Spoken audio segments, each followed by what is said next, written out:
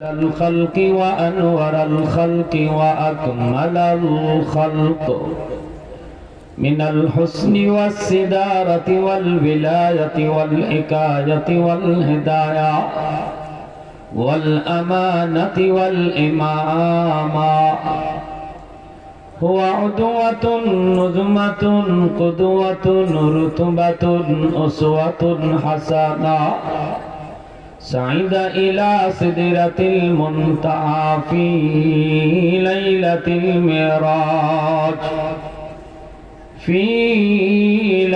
المعراج كشف الدجى ثم دنا فتدلى فكان قاب قوسين أو أدنى صلى الله عليه وعلى آله وأصحابه وبارك وسلم تسليما كثيرا أما بعد فأعوذ بالله من الشيطان الرجيم بسم الله الرحمن الرحيم إلا الذين آمنوا وعملوا الصالحات فلهم أجر غير ممنون وقال رسول الله صلى الله عليه وسلم لا ورع كالكف أو كما قال النبي عليه الصلاة والسلام محبت درود شریف صلى الله على سيدنا ومولانا محمد وعلى آله وأصحابه وسلم صلى الله على سيدنا ومولانا محمد وعلى آله وأصحابه وسلم أي حبیب کبریا تم پر سلام أي ہمارے دلربا تم پر سلام دل صدا کہتا رہا تم پر سلام اے امام الانبیاء تم پر سلام مسجد اقصی میں جملہ انبیاء مسجد اقصی میں جملہ انبیاء مقتدی تھے اور وہاں تم مقتدا مقتدی تھے اور وہاں تم مقتدا اے امام الانبیاء تم پر سلام دل صدا کہتا رہا تم پر سلام لا الہ الا اللہ شبی لا الہ الا اللہ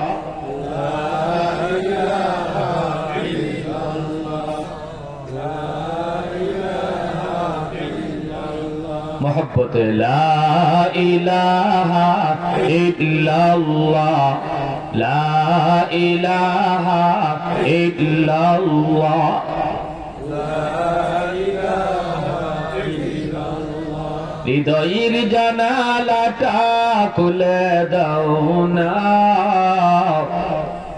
হৃদয়ের জানালাটা খুলে দাও না, প্রভু ডাকে মন সারা দাও না, প্রভু ডাকে মন সারা দাও না। অসীম ক্ষমতা যার হাতের উপর, যার নামে বয়ে যায় ঝরনা নহর। অসীম ক্ষমতা যার হাতের উপর, যার নামে বয়ে যায় ঝরনা নহর। আল্লাহ আল্লাহ বলে সবে দেওয়ানা, আল্লাহ আল্লাহ বলে সবে দেওয়ানা, প্রভু ডাকে মন সারা দাও না, প্রভু ডাকে মন সারা দাও না। হৃদয়ের জানালাটা খুলে দাও না,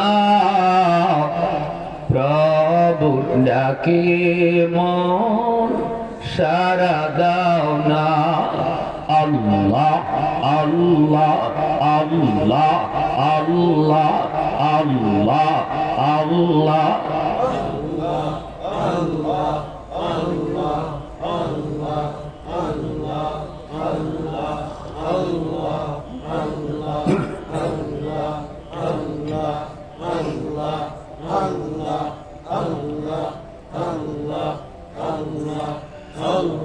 লা ইলাহা ইল্লাল্লাহু মুহাম্মাদুর রাসূলুল্লাহ। জোরে সুরে বলি সাল্লাল্লাহু আলাইহি ওয়াসাল্লাম। তেতলি উত্তরপাড়া ইসলামী যুব সংঘ দক্ষিণ সুরমা সিলেটের উদ্যোগে আয়োজিত আজকের ওয়াজ মাহফিলের সম্মানিত সদর ইজলাস সভাপতি সাহেব, উপস্থিত জাতির বিবেক, জাতির কর্ণধার, জাতির সূর্য সন্তান উলামায়ে কেরাম, অত্র এলাকার মুরব্বিয়ানে আযম, কলিজার টুকরা যুবক, পর্দার আড়ালে পর্দানিশীন সম্মানিত মা ও বোনেরা, মুআজ্জাজ হাজিরিন, যুবকদের উদ্যোগে আজকের মাহফিল। মানুষের জীবনের যৌবন কালটা অনেক দামি।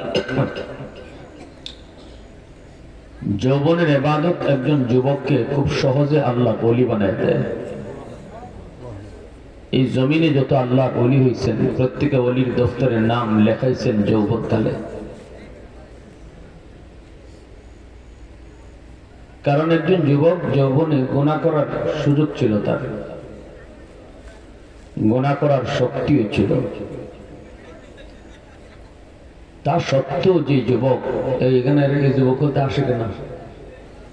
এরা এখানে কি করে? কিরমিটি পিছনে না বললে বাসা চলে যাও, সোজা চলে যাও বাসা। এটা হাসাহাসির জায়গা। কত যুব সমাজ নষ্ট হইতেছে। মুসলিম যুব সমাজ যদি উসমান হাদির মতো হইতো, তাহলে দেশের চিত্র এমন থাকতো না। যুবক শহীদ উসমান হাদিও তোমার মতো যুবকই ছিল, তোমার মতোই যুবক ছিল।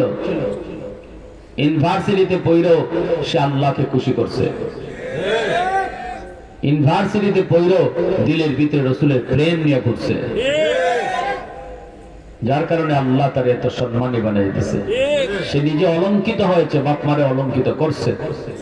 আর ভুল পথে চলবা, খুনি ফয়সল হবা। নিজে কলঙ্কিত হবা, বাপ মারে কলঙ্কিত করবা। পথ তোমার সামনে দুইটাই, হয় শহীদ উসমান হাদির পথ ধরো, নয় খুনি ফয়সলের পথ ধরো। এই যৌবন আল্লাহর কাছে বড় দামি। একজন যুবক খুব সহজে আল্লাহর ওলি হয়ে যায় যদি খালি যৌবন কালটারে সে কন্ট্রোল করতে পারে। যে পাগলা ঘোড়াটা আছে যৌবনের, এটা লাগাম টান দিয়ে ধরতে পারলেই যুবক আল্লাহর ওলি। এজন্য আল্লাহ রাসূল বলেছেন, লা ওয়ারআ কাল কাফি আও কামা ক্বালা নবী আলাইহিস সালাম। রাসূল বলেন, যে মানুষটা, যে যুবক গুনার সুযোগ ছিল এরপরও গুনাহ করে না, শক্তি ছিল গায়ে তাও সে আল্লাহর ভয়ে করে না, রাসূল বলেন তোমরা জানো না সে এই বয়সেই আল্লাহর ওলির দফতরে নাম ওঠায়। লাতারকু যাররাতিন মিম্মা নাহাল্লাহু আফযালু মিন ইবাদাতিস সাকালাইন। আল্লাহ রাসূল বলেন আল্লাহর ভয়ে কেউ একটা ছোট গুনাহ যদি ছাড়ে, মানব দানবের যাবতীয় নফল বন্দেগীর চেয়ে আল্লাহর কাছে বেশি প্রিয়। গুনাহ ছেড়ে দেওয়া নফল নামাজ থেকে আল্লাহর কাছে বেশি প্রিয়। একজনে 100 রাকাত নফল নামাজ পড়ছে, আর আরেকজনে আল্লাহর ভয় একটা গুনাহ ছাড়ছে। নবীর হাদিসে বলে যে ওই একটা গুনাহ যে ছাড়ছে এতে আল্লাহ 100 রাকাত নফল নামাজ পড়ার থেকেও আল্লাহ বেশি সওয়াব হয়ে গেছে, খুশি হয়ে গেছে, আল্লাহ বেশি খুশি হয়েছে। প্যারে হাজিরিন, আমরা আলুর বস্তা টানতে রাজি আছি, আটার বস্তা টানতে রাজি আছি, কিন্তু ডায়মন্ডের এটা বুঝি না।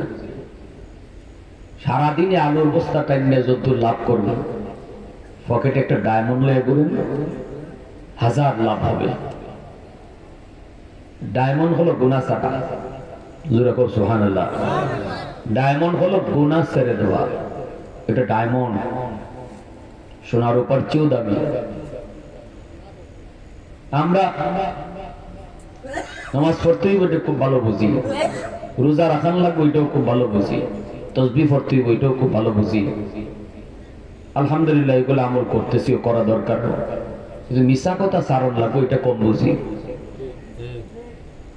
গীবত ছাড়তে হইব এটা কম বুঝি, ঠিক না? মাফে কম দেওয়া যাবে না, এটা খুব কম বুঝি। নামাজ পড়ি ঠিকই, কিন্তু পাল্লা ফের ধরাই আসেনি না। এই জন্য আল্লাহ রাসূল বলছে এরকম 1000 রাকাত নফল নামাজের চেয়েও তুমি যদি পাল্লা ফের না ধরাইয়া সঠিক ব্যবসা করো, এতে আল্লাহ তোমার উপর বেশি খুশি। তুমি 100 রাকাত নফল নামাজ পড়ছো, কিন্তু পাল্লা ফের ধরাও, মাপে কম দেও, আল্লাহ এতে খুশি না। এই 100 রাকাত নফল নামাজে আল্লাহ খুশি না। আমার ভাইরা পুণ্যর যুবক, এজন্য আল্লাহ পাক বলেন ইল্লাল্লাযীনা আমানু ওয়া আমিলুস সালিহাত ফালাহুম আজরুন গায়রু মামনুন। পবিত্র কোরআনুল কারীমের সূরাতুত তিন, সূরাতুত তিন হলো কোরআনুল কারীমের 30 নম্বর পারার একখান সূরা। এই সূরার মধ্যে আল্লাহ পাক শুরুতে 4টা জিনিসের কসম খেয়েছেন, ওয়াত-তিন ওয়াজ-যাইতুন ওয়া তুরি সিনিন ওয়া হাদাল বালাদিল আমিন। আল্লাহ বলেন আমি তিনের কসম খাইলাম, আমি জাইতুনের কসম খাইলাম, আমি তুর পাহাড়ের কসম খাইলাম, আমি পবিত্র মক্কা নগরীর কসম খাইলাম। কয়টা? 4টা জিনিসের কসম। আল্লাহ পাক কোন কথা বলতে কসম খাইতে হয় না। কখন আল্লাহ কসম খান? যখন পরের কথাটা খুব দামি কথা, পরের কথাটার দিকে আমাদের মনোযোগ আকর্ষণ করার জন্য আল্লাহ পাক মাঝে মাঝে কসম খান। কারণ আমরা মানুষ জাতি কসম খাওয়া কথা খুব ভালো বুঝি, এজন্য আল্লাহ আমাদের লেভেলে নেই না, আমাদের মন মস্তিষ্কের কথা চিন্তা করে। আল্লাহ পাক কোরআনুল কারীমের বিভিন্ন জায়গায় তিনি কসম খেয়েছেন। দেখবেন মা সন্তানকে যখন পানি পান করায় তখন সন্তানের ভাষায় কথা কয়, মা যখন সন্তানকে রুটি খাওয়ায় তখন সন্তানের ভাষায় কথা কয়, মা যখন সন্তানকে পানি খাওয়ায় তখন কয় না বাবা নেও পানি নেও, বাচ্চারা কয় এই যে বাবা মাম মাম মাম। কারণ শিশু বাচ্চাটা পানি কম বুঝে, মাম কইলে পালা বুঝে। রুটি যখন খাওয়ায় তখন কয় না বাবা এই যে নেও রুটি, কয় এই যে বাবা লুতি লুতি লুতি। কারণ শিশু বাচ্চা রুটি বুঝে না, কিন্তু লুতি ভালো বুঝে, এজন্য মায়ে লুতি কয়। তাই বলে কি মায়ের রুটি বলতে পারে না? অবশ্যই পারে। বাচ্চার দিকে খেয়াল করে লুতি কয়, বাচ্চার দিকে খেয়াল করে মাম কয়। ঠিক তেমনি আল্লাহ পাক কোন কথা বলতে কসম খাইতে হয় না, কিন্তু আমরা মানুষ কসম খাওয়া কথাকে গুরুত্ব দিই। যখনই কয় খোদার কসম আমি নিছি না, খোদার কসম আমি করছি না, তখনই আমরা নীরব হয়ে যাই। কসম খাইলিছে তাহলে আর কথা বলা যায় না।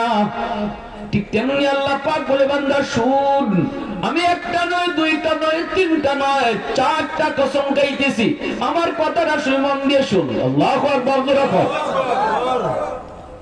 আল্লাহ পাক বলে মানুষ বড় সুন্দর করে তোমাদেরকে বানাইলাম, বড় দামি করে তোমাদেরকে বানাইলাম, ফেরেশতার চেয়েও তোমাদের দাম বাড়াইলাম। ওয়ালাকাদ কাররামনা বানি আদম। আল্লাহ বলেন মানুষের দাম ফেরেশতার চেয়েও আল্লাহর কাছে বেশি। যেই মানুষটা আল্লাহর গোলামি করে, যেই মানুষটা নফসের খায়সাত মতো চলে না, যেই মানুষটা আল্লাহকে ডরায় গুনাহকে ছাড়ে, এই মানুষটার দাম আল্লাহ বলেন ফেরেশতার চেয়েও আল্লাহর কাছে বেশি। সুবহানাল্লাহ জোরে কও। আল্লাহর ভয়ে যেই যুবক গুনাহ করে না, যেই যুবকের দাম আল্লাহর কাছে ফেরেশতার চেয়ে অনেক বেশি। ওই যুবতী, যেই যুবতী আল্লাহর ভয়ে গুনাহ করে না, তার দাম আল্লাহর কাছে ফেরেশতার চেয়েও বেশি। ভাইরা বন্ধুরা, পুরো আল্লাহ পাক কয় এত সুন্দর করে বানাইলাম, এত সম্মান তোমারে দিলাম, বৃদ্ধ বয়সে যখন তুমি উপনীত হও কেউ তোমারে দাম দিতে চায় না, সমাজের মানুষও তোমারে দাম দিতে চায় না, ঘরের মধ্যে তুমি দাম ঠিক মতো পাও না।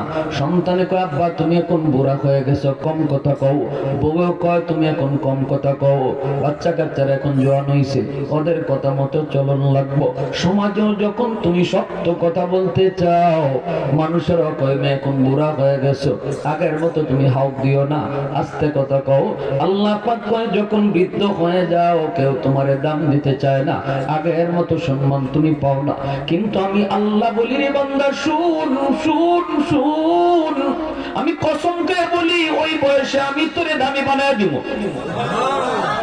যদি তুই যৌবনে আমার গোলামি করো, যৌবনে যদি আমার কদমে তুমি সেজদা দাও, যৌবনে যদি তুমি কোরআন তেলাওয়াত করো, যৌবনে যদি তুমি তাহাজ্জুদ পড়ো, যৌবনে যদি উলামায়ে কেরামকে সম্মান করো, যৌবনে যদি তুমি মুরব্বিদের তাজিম করো, যৌবনে যদি বাপ মার সেবা করো, আল্লাহ পাক বলে বুড়া বয়সে কেউ যখন তোমারে দাম দিতে চায় না, আমি আল্লাহ তোমারে দামি বানায় দেই। কেমনে আল্লাহ দামি বানায়? আল্লাহ কয় যৌবনের যত আমল ছিল সবগুলি আমল আমি আল্লাহ বুড়া বয়সে তোমার আমল নামায় জারি রাখবো। 5 ওয়াক্ত নামাজ যদি তুমি মসজিদে যায় পড়ো, যেই বয়সে তুমি মসজিদে যেতে পারবা না, তোমার গায়ে শক্তি থাকবে না, তুমি বৃদ্ধ হয়ে গেছো, গায়ে শক্তি কম, মসজিদে যাইতে চাইলে তোমার ভয় হয়, কোথায় জানি মাথা ঘুরায় তুমি পড়ে যাও, কোথায় জানি তুমি কি অ্যাক্সিডেন্ট ঘটায় দাও, এই ভয়ে তুমি মসজিদে যাইতে পারো না, সন্তানও তোমার দেয় না, ঘরের ভিতরে নামাজ পড়তেছো, কিন্তু তোমার মনের ভিতরে আফসোস হলো হায় রে মসজিদে গিয়া জামাতটা পড়তে পারলাম না।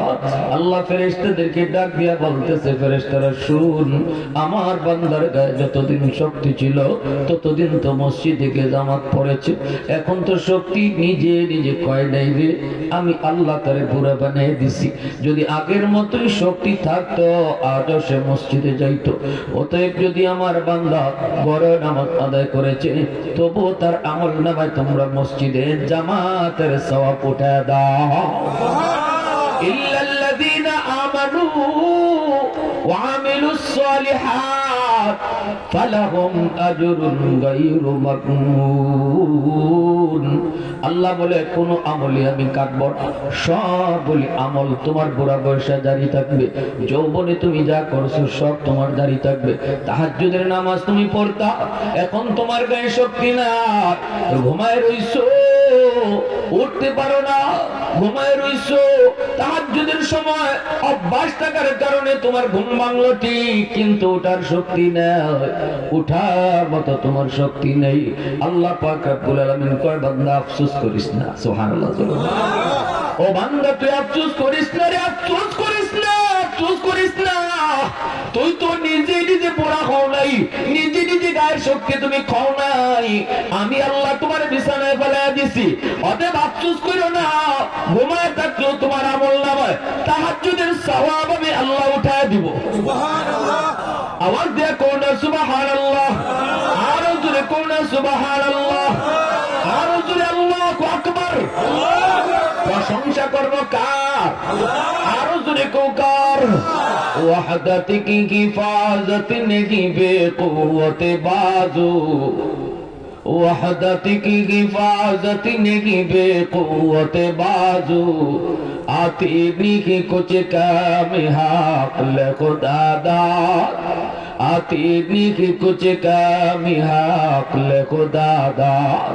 ऐ मर्द खुदा तुझको कुव्वत नहीं हासिल, जा बैठ किसी गार में अल्लाह को कर याद, जा बैठ किसी गार में अल्लाह को कर याद। ये सच है कि बातिल की तरफ दार नहीं हम, गद्दार न समझो गम गद्दार नहीं हम। फूलों की तरह नरम मिजाज अपना है नाज़ुर, हम तीर नहीं नेज़ा तलवार नहीं हम, हम तीर नहीं नेज़ा तलवार नहीं हम। আবারও কও আল্লাহু আকবার।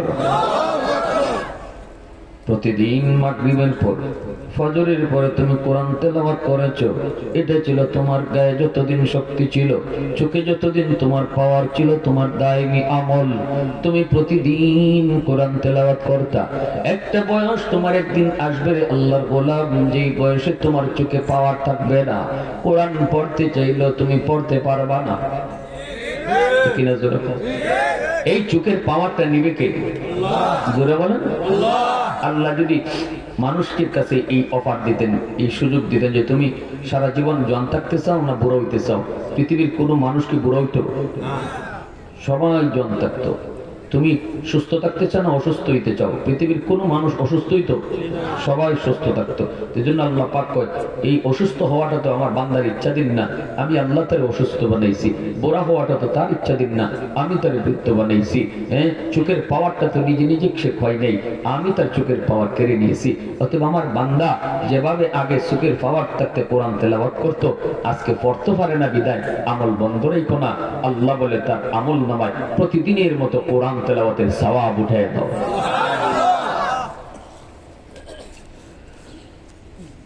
যার কারণে একজন যুবক যৌবনে আল্লাহর ওলি দ্রুত হয়ে যায়। যেরকম সুবহানাল্লাহ। বাইরা বন্ধুরা জন্যই তো আল্লাহ পাক রব্বুল আলামিন কো জানোনি প্রতিদিন জমিন কিন্তু আমার কাছে আবদার করে, আলা কুল্লা ইয়াউমিন ওয়াল আরদু ইস্তাজিলু রাব্বাহু। এই যুবক একটু মন দিয়ে শোনো, কলেজে পড়ো অসুবিধা নেই, ভার্সিটিতে পড়ো অসুবিধা নেই, স্কুলে পড়ো অসুবিধা নেই। আমরা বলি না স্কুল কলেজ বন্ধ করে সব মাদ্রাসায় ভর্তি হয়ে যাও, এটা বলা ঠিক না। সব যদি মুফতি সাহেব হয়ে যায় ডাক্তার হবে কে? সব যদি হাফেজ সাহেব হয়ে যায় পাইলট হবে কে? দেশ চলবে কেমন করে? আমরা বলি তুমি স্কুলে পড়ো পড়ো, কলেজে পড়ো পড়ো, ভার্সিটিতে পড়ো তুমি পড়ো, ডাক্তার হও হও, ইঞ্জিনিয়ার হও তুমি হও, কিন্তু মনে রাখো ডাক্তার পরিচয় তোমার বড় পরিচয় না, তোমার মূল পরিচয় হলো তুমি মুসলমানের সন্তান। এই কথাটা যে জায়গায় থাকো এখানে ইয়াদ রাখো। ঠিক না? কলেজে পড়া অসুবিধা নাই, মূল পরিচয় তোমার মুসলমানের সন্তান। এজন্য মুসলমানই ভুলে যেও না, আযান হলে আল্লাহর কদমে সিজদা দেওয়ার কথা ভুলে যেও না। উসমান হাদি ভার্সিটিতে পড়ো নামাজ কাজা করতো না রে যুবক, এত ব্যস্ততার ভিতর বন্ধুদেরকে নিয়ে বলতো, দোস্ত ওই যে দেখো মসজিদের মিনার থেকে মালিক ডাকতেছে, চলো আমরা মালিকের কদমে সাজদা দিয়ে আসি।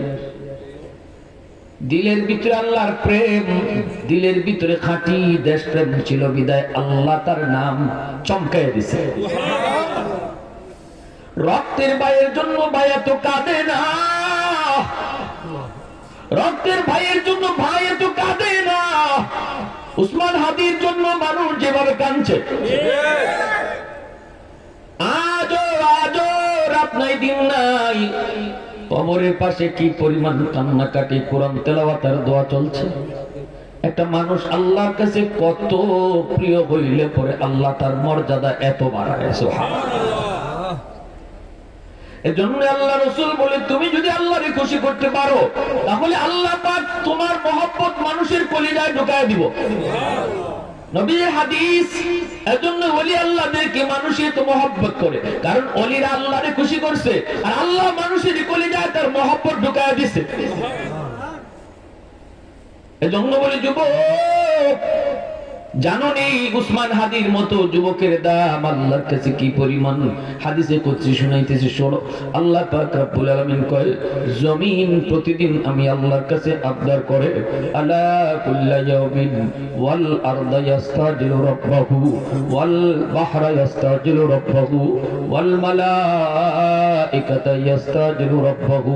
আল্লাহ নিজে বলতেছেন, জানো নি প্রতিদিন কিন্তু জমিন আমার কাছে দরখাস্ত করে, আল্লাহ অনুমতি দিবানি নাফরমানদেরকে আমি জমিন গিলে ফেলবো, সুদখোরকে আমি জমিন গিলে ফেলবো, ঘুষখোরকে আমি জমিন গিলে ফেলবো, বেনামাজিকে আমি জমিন গিলে ফেলবো, গাঞ্জাখোর নেশাখোরকে আমি জমিন গিলে ফেলবো।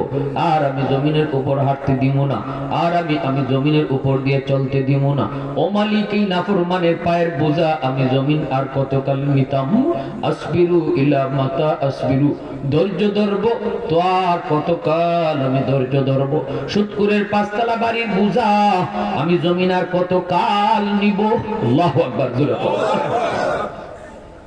ও সুদখোরের 10তলা বাড়ির বোঝা আমি জমিন আর কতদিন নিব।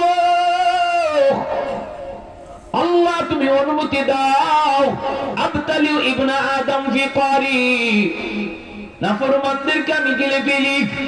আল্লাহ পাক রব্বুল আলামিন কই, শুধু জমিন নয় রে বান্দার, শুন, তোদেরকে ধ্বংস করার জন্য শুধু জমিন চায় না, তোদের গুনার কারণে সাগরের পানিটাও তোদেরকে ধ্বংস করতে চায়।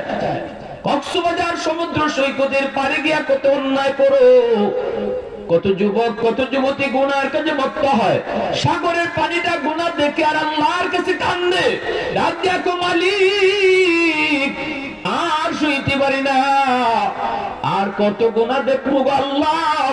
এ যুবক একটু বলো, জমিন আর পানি কার আদেশে চলে? আওয়াজ আসতে কেন, জোরে বলো কার?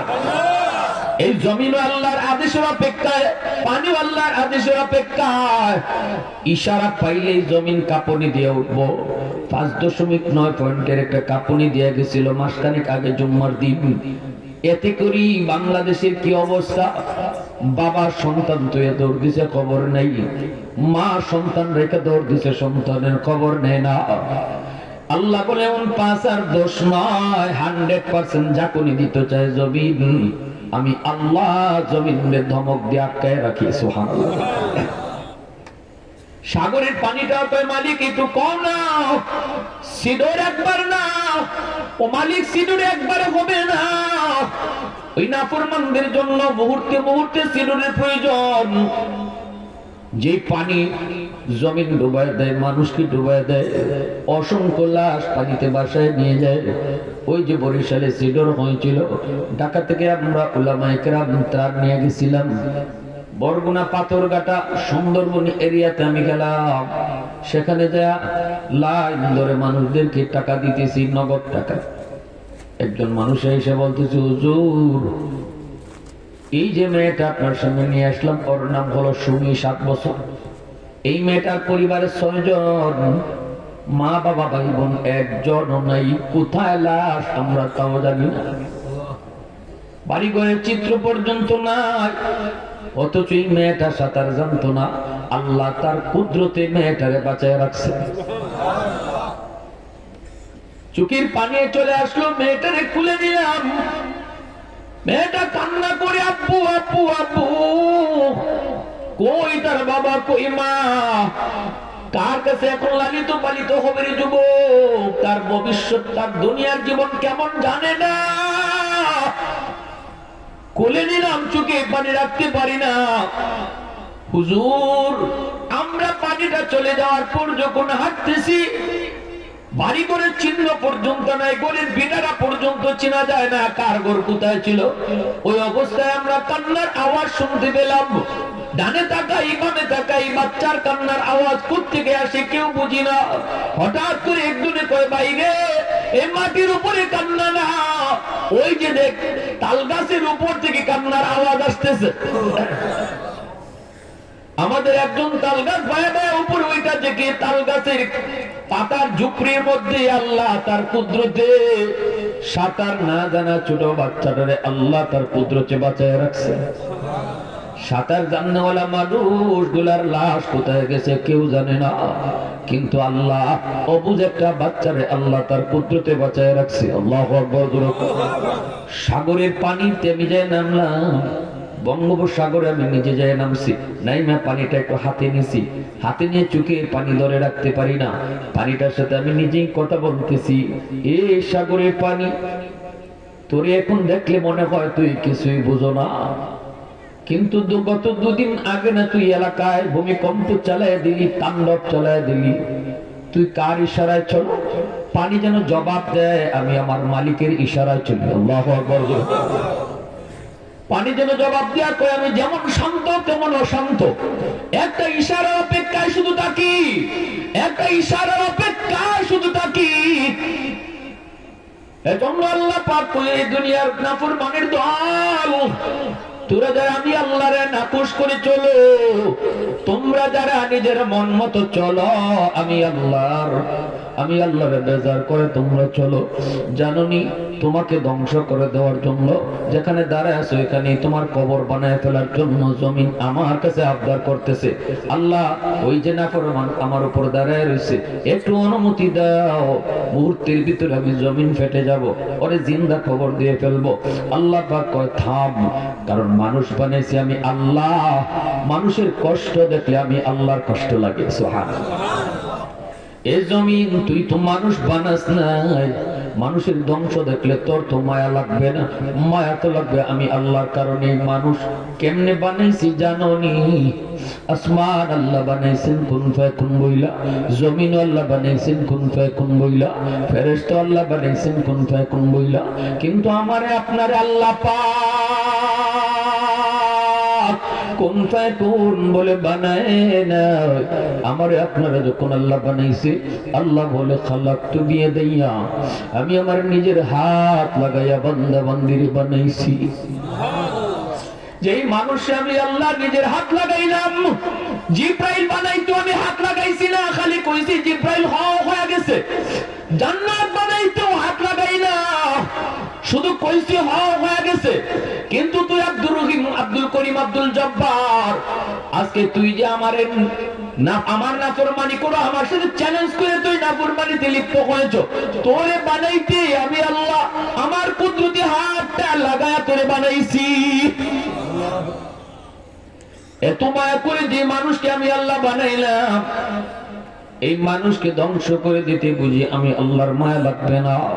এজন্য আল্লাহ পাক কয়, রে জমিন তুই থাম, এই সাগর মহাসাগর তোরা থাম, আমি আল্লাহ জমিন এখনো টিকায় রাখছি। এত গুনার পরও, এত নাফরমানির পরও, জানোস নি কেন? চার দলের কারণে।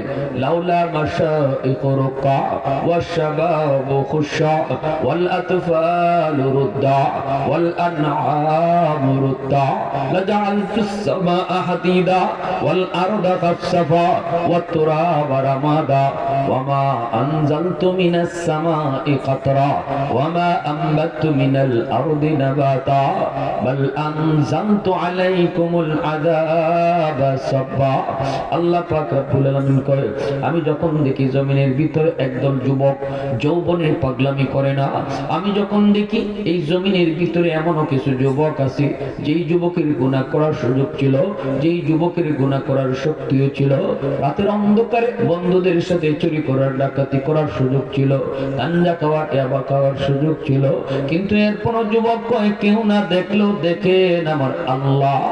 এই চিন্তা করে যেই যুবক নিজের গুনাহ থেকে বাঁচায়, যেই যুবক মানুষের চোখে ফাঁকি দিয়ে গুনাহ করে না, যেই যুবকের কলিজার ভিতরে আমি আল্লাহর প্রেম অন্তরে জমায়ে দেয়, যেই যুবককে যৌবনে মসজিদে পাওয়া যায়, রমজান মাসে রোজা রাখতে পাওয়া যায়, বাপ মার সেবা করতে পাওয়া যায়, মুরব্বীদের সম্মান করতে দেখা যায়, উলামায়ে কেরামকে তাজিম করতে পাওয়া যায়, আল্লাহ বলে ওই যুবককে যখন আমি দেখি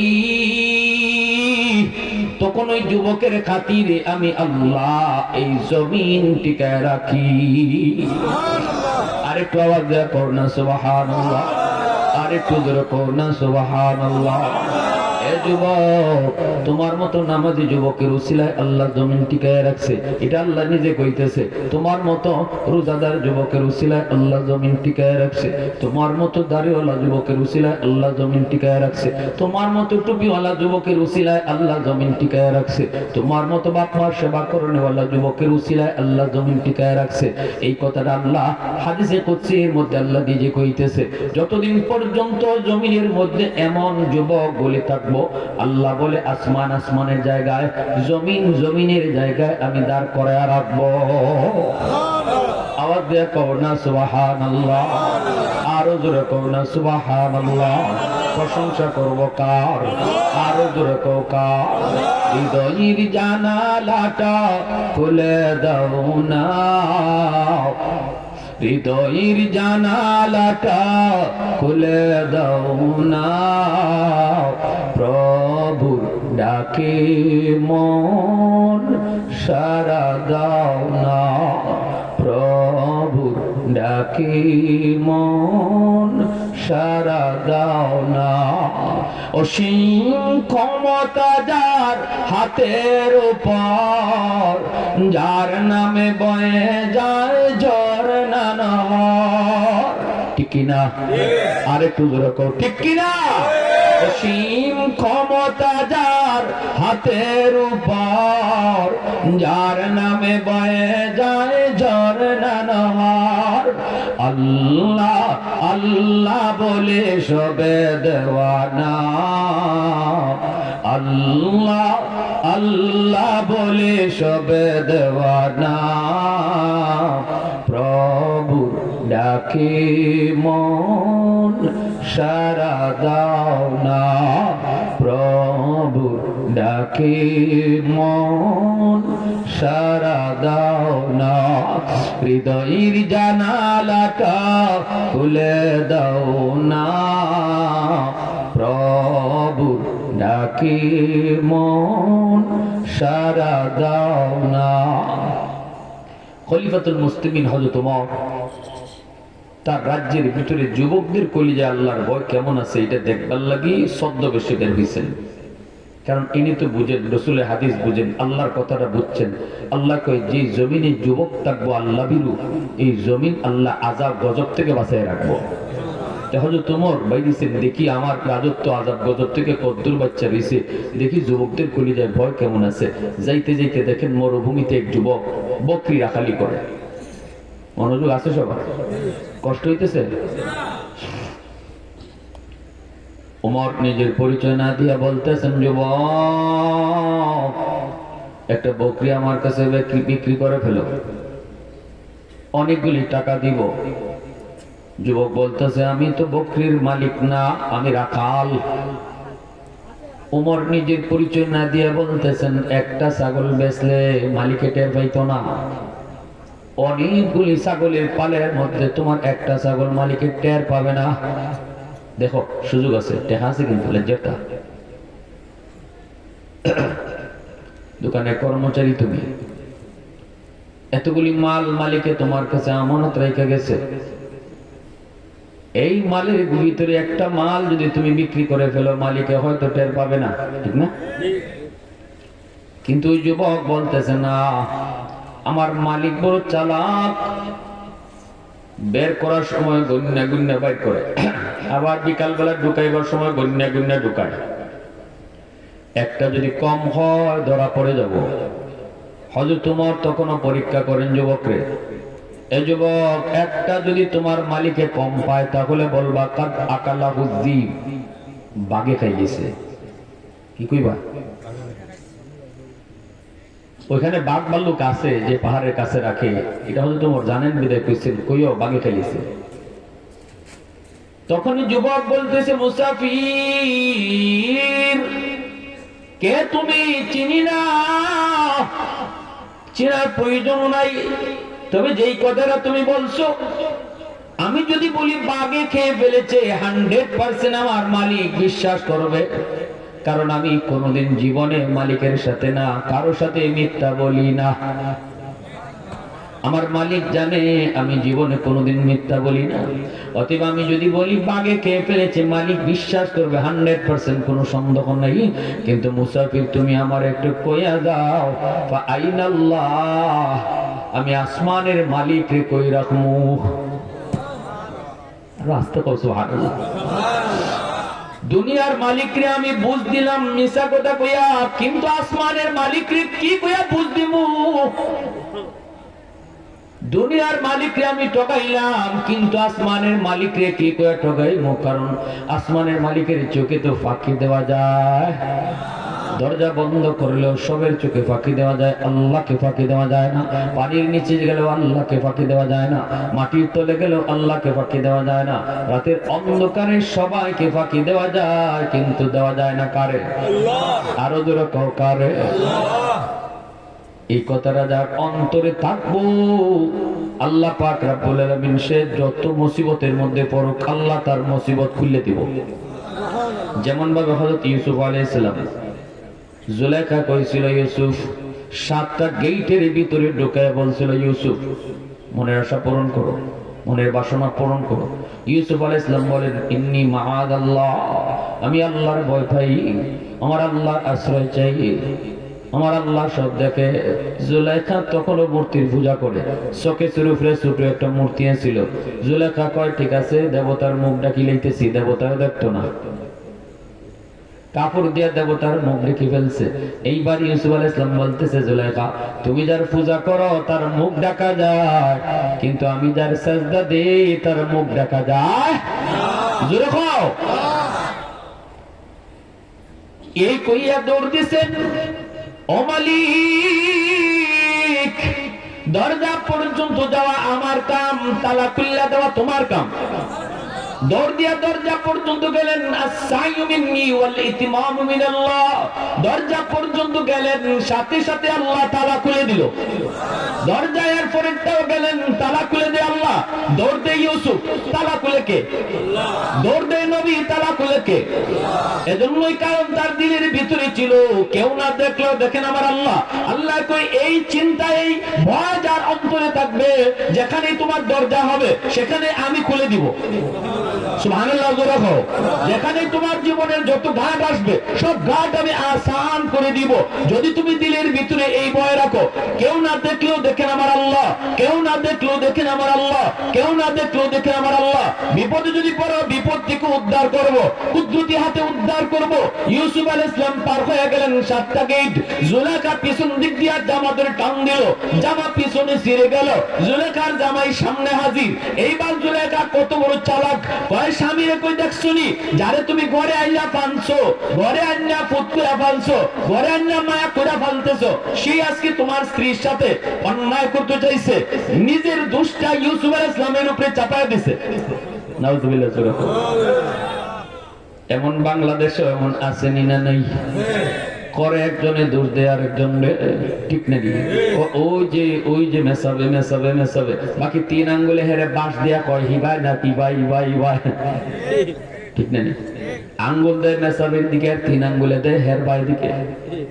বাংলাদেশ আকাম কুকাম করে এরা, লাখ লাখ লক্ষ লক্ষ কোটি কোটি টাকা বিদেশে পাচার করে ওরা। কলমের প্রচারের কোটি কোটি টাকা বাংলাদেশ থেকে পাচার হয়। হলমার্কের কেলেঙ্কারি বলো, ডিস্টিনি কেলেঙ্কারি বলো, কোটি কোটি টাকা বিদেশ পাচার হলো, দেশ খাইলো ওরা। কিন্তু কইবার সময় কয় দেশটা খাইছে মেসা বলতে। এই দেশে কোটি কোটি টাকা দুর্নীতি হইছে। একজন মেসাবের নাম দেখা হচ্ছেন তালিকার মাঝে? একজন মেসাবের নাম দেখাইতে পারবো? তাইলে আঙ্গুল কোনবাই দেব? হিবায় তো দেও টিপি, বাকি 3 আঙ্গুলে যে তোমার বাস দেয়, এই 3 আঙ্গুলে কয় হিবায় দিস না, হিবায় দে, হিবায় আঙ্গুল ঘুরাইয়া দে, তরবায় দে। বাটফারি বেশি দিন না। যে যত রকমের বাটফারি করে আলিমুল আমারে কালার করার চেষ্টা করছো নাটক সিনেমার ভিতরে, রাজাকারের চিত্র, রাজাকারের চরিত্র আইলেই টুবিদারি পড়াইছে। অথচ বাংলাদেশে বহু রাজাকার টুবিদারি ছাড়াও আছিল। রাজাকারের চরিত্র আইলেই টুবিদারি পড়াইয়া টুবিদারি কালার করেছো। আর জঙ্গি নাটক সাজাইয়া সাজাইয়া এদেশে উলামায়ে কেরামকে সাধারণ মানুষের মাঝে ইজ্জত নষ্ট করার অপচেষ্টা আর অপকৌশল যারা করেছো, বাটফারি বেশি দিন না, ধরা ঠিক মতো হইছে না, হইছে না? এজন্য বলি বাটফারি বেশি দিন চলে না, টাইম মতো ধরা খাওয়া লাগবে। ঠিক কিনা? জোরে কও, আরো জোরে কও, ঠিক কিনা? কইতাম না একটা কিচ্ছা? না রে আওয়াজ না, মানে একটা বাজে তো বুঝলে, কারণ রাইতে যখন বেশি হয়েছে একটু আসনের দরকার আছে। তো 3 বাটফারে একটি আকামাইতো কেমনে বুদ্ধি পায় না। একটা তো ভাই দিছি কেমনে, কয়েকটা প্যান্ডেল বানাইয়া সারা দেশে মাইকিং কর, 10 টাকা টিকিট কেটে এই প্যান্ডেল ঢুকলেও আল্লাহরে দেখা যায়। নাউজুবিল্লাহ। দুনিয়ার তার থেকে আল্লাহরে দেখুন সম্ভব? মানুষের চোখে এই লোডই আল্লাহ দেয় নেই। জান্নাতে গেলে পরে জান্নাতীদের চোখে আল্লাহ অতিরিক্ত লোড দিয়ে দিব, যার কারণে জান্নাতীর আল্লাহরে দেখে সহ্য করতে পারে। দুনিয়াতে লোড নাই, এই জন্য মুসা নবী টিকছেন না আল্লাহরে দেখিয়া। 70,000 নূরের পর্দা থেকে একটা পর্দা সরাইছিল আল্লাহ তুর পাহাড়ে, পুরা তুর পাহাড় জ্বললে শেষ। এখন এই দেশে আলিম ওলামা নাই, 3 বাটপারে সারা দেশে মাইকিং শুরু করছে, আল্লাহ দেখুন যাইব, আল্লাহ দেখুন যাইব। মানুষ তো দৌড়ে যায়, ভাই কি করছ তুই, আল্লাহরে দেখা দিব বলে। কেমনে? 10 টাকা টিকিট কাটলে। তখন আর 10 টাকার টাকা মনে হয় না, হয় বেটা টিকিট 5টা দে। একবার না দেখলে 5 বারের সময় তো দেখলো। কারণ এরার তো খবর নাই, দিন দুনিয়ার খবর নাই, কোরআন হাদিসের জ্ঞান নাই। মনে করছে টাকা তো 10 টাকা। দেখেন না 40 লাখ টাকা পুরস্কার যখন লটারি এক সময় বাংলাদেশে বাইরে ছিল, তখন 40 লাখ ইডি খালি বেশি কইতো, ইডি খালি বেশি। টিকিট যে 10 টাকা এটা কম কয়। রিক্সাওয়ালা রিক্সা আটকায় ভাই পুরস্কার কত? 40 লাখ। কই না দেখি তা হয়, কই জীবনে আর রিক্সা চালানি লাগতো না। দাম কত টিকিটের? 10 টাকা। দূরে 10 টাকা। আমার দেখতে, আমার বোন নামে দেখতে, আমার হৌরির নামে দেখতে, হৌরির মার নামে দেখতে। 200 টাকাতে সারাদিনে রিক্সা চালাইছে, 200 টাকা টিকিটও লিখেছে। হ্যাঁ, এরা কষ্ট হইলে বাদ দেব। এখন এই ভাগে দেখিয়েছে বাসায় কয়ে আমার লাগে টিকিট কাট একটা। বাসার ম্যাডামে বউ কয়, ওগো আমার লাগবে একটা কিনো। কয় তোমার লাগে তো কিনতাম, দুইজন তো একসাথে দেখানো যায়। এখন নির্ধারিত তারিখ, আল্লাহ দেখার তালিকা সব হাজির হয়েছে, জনগণ সহ 3 বাটফার হয়েছে। এরা টেবিল, চেয়ার টেবিল লইয়া মাইক লইয়া বইছে। বাসায় কয় রাখ, আমি যারা আগে ফাটাই মহে আল্লাহ দেখবো। আর যদি ফোন না দেখা যায়, আর্মি হলে রেডি রাখছে, রেড পুলিশ রেডি রাখছে। কিলমুরা কিন্তু একটা মাটি ফরতো না। বাটফার তো অসুবিধা নাই, আমরা বুঝিও কইছি। মন্ত্রী ডাক দিছে, তুই যা গে দেখ আল্লাহ আসেননি।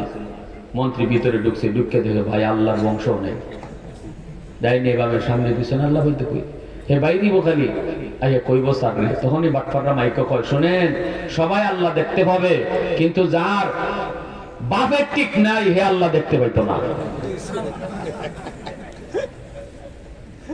এখন মন্ত্রী কথা শুনলে কয় ইন্না লিল্লাহি ডেকে দেওয়া হয়। আমি যদি এখন বাইরে কই আল্লাহ দেখছি না, পাবলিকও কইব আল্লাহ দেখবে না, পরে তোর বাপের নি ঠিক আছে, এটা আগে কর। আগে তো এটা বুঝন লাগবে। এখন আমি এই ধরনের অপবাদ লইয়া দেশে থাকবো কি কইরা? কত ভালো যা আছে মিশা চালাই দিন। বাদশা সহ সবাই যখন জিজ্ঞেস এইদিকে বাসায় ক ভালো করে ক আল্লাহ দেখছো? কয় স্যার যে সুন্দর আল্লাহ দেখা যায়। আশা কইছে না মিশা কইছে? বাসায় তাদের রাত এখন আমার পালা। বাদশা গেছে গিয়ে আল্লাহ তো দেখছে না, নাই আল্লাহ দেখবো কোত্থেকে? বাদশা কয় দি আমি তো আল্লাহ দেখলাম না, আমার আগে মন্ত্রী তো আল্লাহরে দেখলো, তে তো আমার বাপ একটা রেজাল্ট লাগাইছে, ঠিক না নি? বাচ্চারা কইতেছে যখন বাইরিবার টাইমটা তখনই কয় সবাই আল্লাহ দেখতে পাবে, কিন্তু যার বাপের ঠিক নাই আল্লাহ দেখতে পাইব না, কারণ আল্লাহ দেখা খুব পবিত্র কাম। এটাই এই বেটা কেমনে দেখবো যার বাপেরই ঠিক নেই? তখন বাদশা বাইরিতেছে, আর বাদশা মনে মনে কয় এখন যদি আমি যাই কই আল্লাহ দেখছি না, জনগণে কইব বা বালা বেটারে দি বাদশা বানাইছে, এদি বাপেরই ঠিক নাই। জনগণে জিজ্ঞেসে স্যার মন্ত্রী কথা তো অত বিশ্বাস হয় না, আপনি কেমন দেখছেন? বাদশা কয় আরে মন্ত্রী কি দেখছে, আমি যে সুন্দর আল্লাহরে দেখছি। হাসানা মিসা? এবার বাদশার বউ কয় গো এখন আমার একটু সুযোগ করে দাও। বাদশায় কয় এখন তো তুমি যেতে আগে, তোমারই ফালা। ম্যাডাম রে দিছে, ম্যাডামও গিয়ে যা দেখার দেখছে, আল্লাহ তো নাই। এবার ম্যাডাম বাইরেছে মুখটা কালা কইরা, এখন আর কেউ জিগায় না, সকলে বাদশা সার্টিফিকেট দেওয়ার পরে সবাই ভাগল লোক ভাল লাগে। ম্যাডামে বাইরে কয় গো আয়ো যাই গি, কয় আয়ো কাম হয়ে গেছে, আইসেন রাজ দরবার। মহিলা মানুষ কন্টি নাই তো পেটের কথা বেশিক্ষণ রাখতে পারে, গীতে জ্বালা শুরু হয়ে গেছিল। সে যে আল্লাহরে দেখছে না এটা জামাই কাছে কইতো, জ্বালা শুরু হয়ে গেছিল। রাতের বেলা যখন বাদশার ঘুমাইতে গেছে, দরজা জানালা খালি পালা করে লাগায় ম্যাডামে, লাগাইয়া বাদশার ধারো গিয়ে ঘেঁষাঘেঁষি করে, গলার সাথে গলা লাগায়, নাকের সাথে নাক লাগায়, কি আদর আর ওগো ওগো ওগো। বাদশাকে ইগো অগো ঘরে দিতে হবে কি যে একটা কথা কইতাম, বয় কইব না নির্ভয় কইব? তুমি আমার প্রিয়, তোমার ডার্লিং, তুমি নির্ভয় কইতে আবার বয়কে নির্ভয় কইবা যা কর হয় দেখো আমার তুমি আবার আমার কোনটা মনে করো। না না মনে করার কি আছে, কইলাম পেটের কথা একটা লাভ নাই। আজকে যে আল্লাহ দেখার ফালা গেল, তুমি আল্লাহ দেখছো নি? বাদশা কইম এই বেজালি গান হইল এই গান শেষ দিয়েছি, এটি কেন লয়ে গেল? বাদশা কেন তোমার সন্দেহ হয় নাকি? তা আমি দেখছি আল্লাহ, বোর গাছ পায় না, আমি আল্লাহ দেখছি, তোমার সন্দেহ হয় নাকি? এমনি ম্যাডাম দেখো কেউ কইও না তুমি, কিতা আমি আল্লাহ দেখছি না, আমার কপাল দিয়ে অত খারাপ। বাদশা কো তোমার কথা শেষ নেই, কয় আমার কথা শেষ, কয় আমি আল্লাহ দেখছি না। এমনি ম্যাডামের কথা তো তোমার আমার যাতে যাতে মিলছে, তোমারও ভাবের ঠিক নাই, আমারও ভাবের ঠিক নাই। এখন আর কেডায় কারে ফালাইতা? আমার তো ডর আছিল যে তুমি আমার নেবার তালাক তো লাগবে লাও, এখন তো আমি বেটি হই, তোমারও ভাবের ঠিক নেই, আমারও ভাবের ঠিক নেই। বাদশা কয় কি করতে এগুলো দিয়ে জাত দেখা দেয় এক জাত হই। এক কাম করো এমনি ম্যাডাম, এক কাম করো, তোমার মন্ত্রী রিজি করছেন এর যে আগে হঠাৎ আল্লাহ রিনি দেখছে, বাসাটাই একটু উচিত কথা মনে করছো, এর যে গেলে আর্মিরে ডাক দেখো, এর যেখানে পাইবে দূরে লইবে, যদি দেরি করে তো তুললে নিবে। মন্ত্রী ধরো গেছে গিয়ে কবা এটা মামলা বড় গরম, দেরি করলে খবর আছে, তুললে নিতে কইছে। কয় রে ভাই কিতা আমি তো এমন কোনো অপরাধ করছি না। জানি না অপরাধ কিতা, আইতা দেরি করো না। মন্ত্রী নিয়ে যাইতেছে আর নে আর খালি দল লাগায়। মন্ত্রী তোর দল লাগাচ্ছে, আরে কইছে তোমার হারাইতে আমার দল লাগে, এর কল যে পারি নেই। এখন বাদশা ধরে নিচে পড়ে, বাদশা কয় এই তোরা সব লাগি, সব বিদায় করে দিয়ে দরজা জানালা ভালো করে লাগাইছে। মন্ত্রী আলি কো স্যার স্যার কিতা স্যার? কিতা ওই বলে পরে তুই কাছে আয়, দাঁড়া স্যার কি রে খাফতাছে ডরাইয়া, কিতা স্যার? কয় সত্য করে কইবে, মিশা কইবে গর্দান। তোরে যে পাঠাইলাম সবার আগে আল্লাহ দেখার জন্য, তুই আল্লাহ দেখছ নি? ইয়া কই ইয়া বুঝো মিটেই কেন হইল শাইরুল ইসলাম সব। তখন কয় স্যার আমি জীবনে আপনার লগে মিশা মারছি স্যার, আমি মিশা কথা মাতিই না, আমি স্যার সবসময় হাসামতে, আমি আল্লাহ দেখছি স্যার। কিতা কয়? আমি আল্লাহ দেখছি স্যার।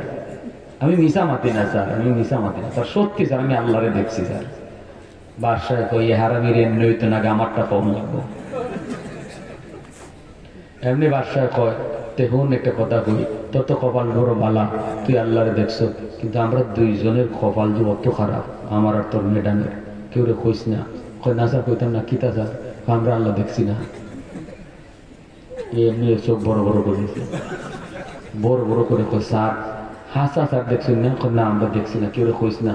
কইতে স্যার একটা হাসা কথা কইছে, কিতা কয় আল্লাহর বংশ দেখছি না আমি।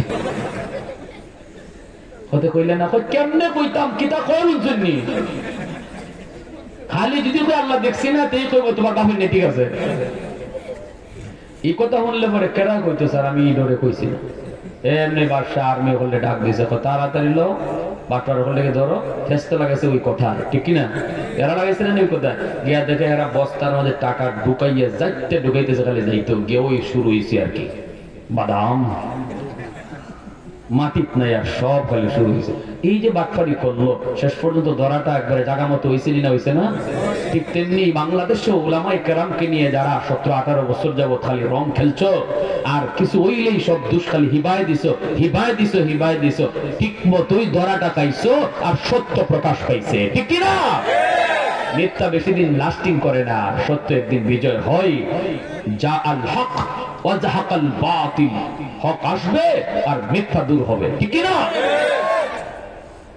ইউসুফ আলাইহিস সালাম গিয়া দরজার সামনে খাড়াইছেন, এমনি এই জুলাইখা কথা ঘুরে লিছে, ঘুরে কয় দেখছনি কি করছে, দেখছনি কি করছে, দেখছো?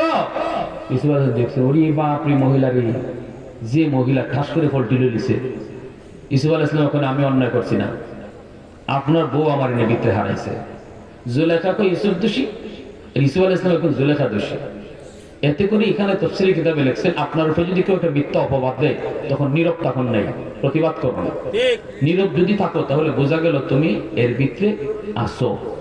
আসুকুতু তাদুল্লু আলা রিজা, চুপ থাকা এটা সম্মতির লক্ষণ।